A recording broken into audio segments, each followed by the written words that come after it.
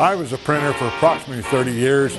It was quite intense because you had to know reading and writing and arithmetic, which I tell all the kids that come up here about staying in school and getting their reading and writing and arithmetic. So I think it's very, very important. It's called line of type, as you can see there. You'll notice the keyboard here is completely different than like a computer keyboard. You'll notice that we have lowercase here, we have our numbers in the middle, and we have the caps over here. So as we typed, we had to be able to type with both hands almost all the time. As we get the copy here, we set it here, and then we type.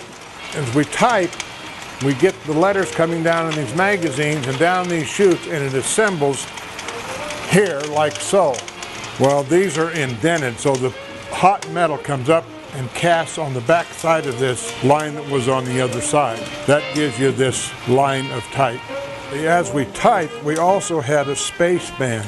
This went in between each one of your words, and this justified your line left to right, so that you had the columns, as you look at it in the newspaper, it will be exactly left to right, justified, so it'll all be even. After we have set that line, we send that in across there and down, but this comes forward and casts this type, line of type, and then after it's through, it backs up. And then we got these, after we set a lot, we get a lot of these lines of type, and they come down this chute down here. Now we set about 11 lines a minute on this machine. We thought that was really very good when we called hanging the machine. It was, in other words, we were faster than the machine. But now at the newspaper, there's about 3,800 lines a minute. Now that's unusual too, because this is what's happened to the printing industry that is going by the wayside, you'll know, by copy machines and that kind of thing, and computers, because everything is so much faster, which makes it very difficult to find a job in this industry, which was a very good job at the time.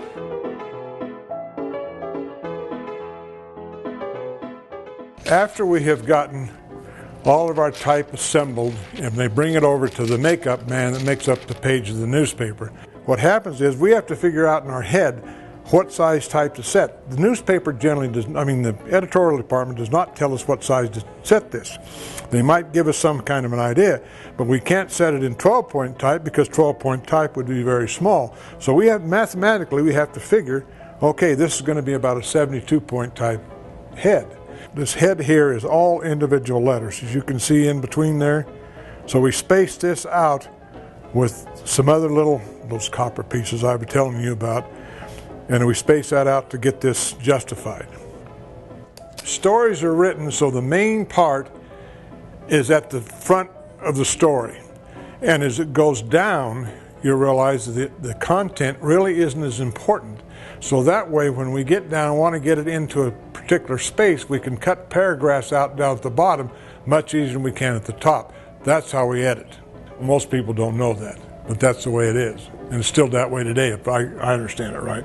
This particular typesetting case is individual letters in this. You'll notice too that E is the most popular letter in the alphabet. So we set those letters, we pick those letters up individually, we set them in this composing stick. As we did, we set the measurements, whatever we wanted. This happens to be 30 picas wide.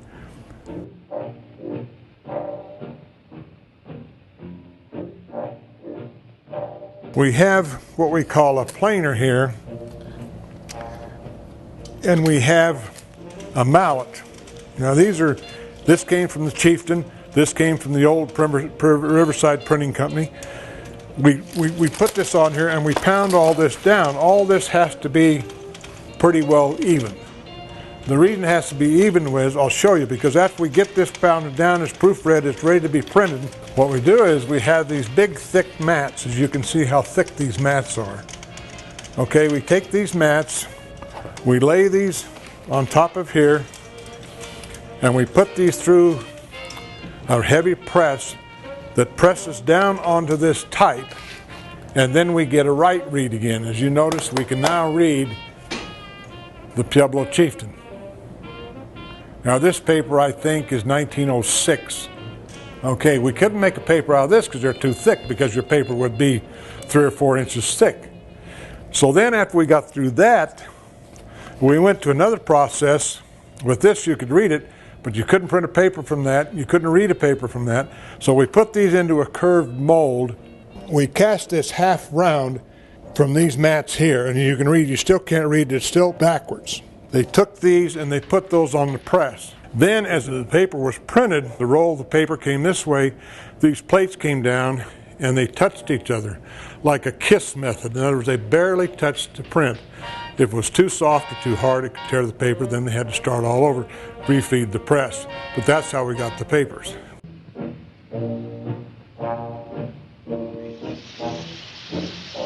Now, we were some of the first recyclers too. We would take these plates down here, we would melt them in this big pot here, melt them all down, and then we would start all over again the next day.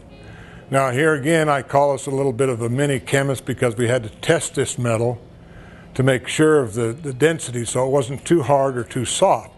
Because if it was too hard, it would tear the paper. If it was too soft, it would wear out. Believe it or not, lead, it's lead, and lead will wear out like anything else.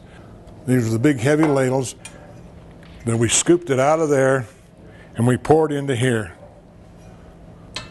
Now the newspaper had about roughly 17, as I remember correctly, 17 linotypes going 2 shifts to make out the Star Journal and the Chieftain every single day. Okay, these are the 2 original buildings.